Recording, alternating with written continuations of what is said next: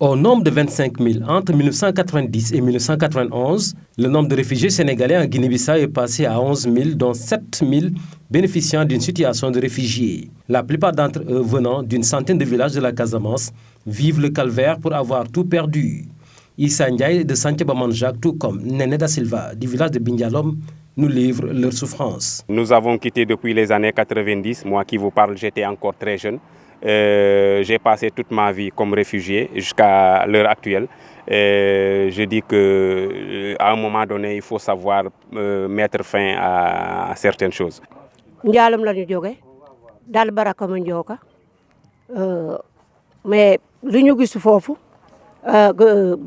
Ici, nous avons été bien accueillis par le chef de quartier.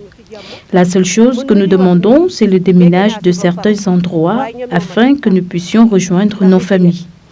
C'est très difficile pour nous de mener des activités, surtout pour les jeunes, surtout dans la préparation, dans la cuisson. Les femmes rencontrent beaucoup de difficultés, elles souffrent beaucoup. Et à propos de tout ce qui tourne autour de la cuisson, les femmes rencontrent beaucoup de difficultés, elles souffrent beaucoup.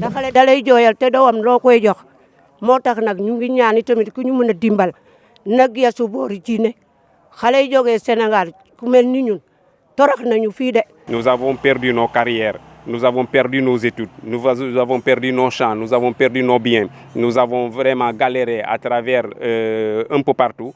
Nous sommes en Guinée-Bissau, d'autres sont ailleurs. Donc vraiment, on se dit qu'il est temps que nous puissions repartir et nous appelons l'État. Nous appelons toutes les bonnes volontés, nous appelons tous ceux qui peuvent faire quelque chose pour leur dire que notre situation vraiment a atteint son paroxysme et aujourd'hui nous n'optons qu'à repartir dans notre village. Bien qu'ayant passé plusieurs décennies en terre étrangère, ces réfugiés casamançais pris entre la peur de la présence des hommes armés dans leur milieu et celle des mines antipersonnelles n'ont plus qu'un seul rêve, retrouver leur terroir et gagner dignement leur vie.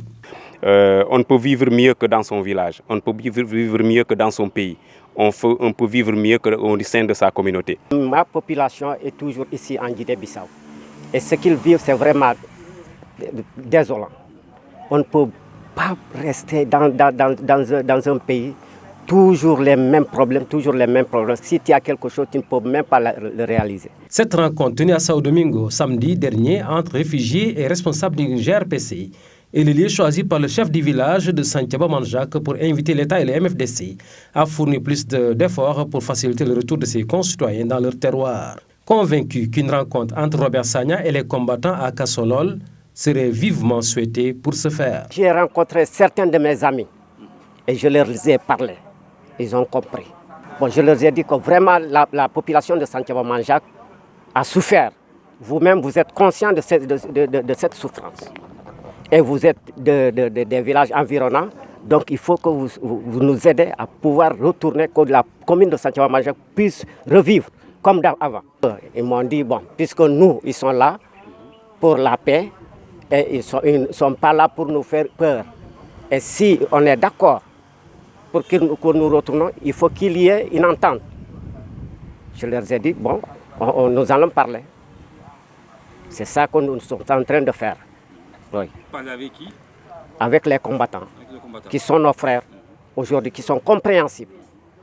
Et avec l'AGR, s'ils viennent nous appuyer, avec leur sagesse, surtout le président Robert Sagna, doit venir les rencontrer, surtout à Kassolol. Les rencontrer à Kassolol et leur parler. Au moins, ils vont essayer de comprendre. Paix, sécurité et accompagnement. C'est ce qu'attendent les réfugiés de la Casamance en terre bissau-guinéenne pour sortir d'une précarité qui les habite depuis plusieurs décennies maintenant.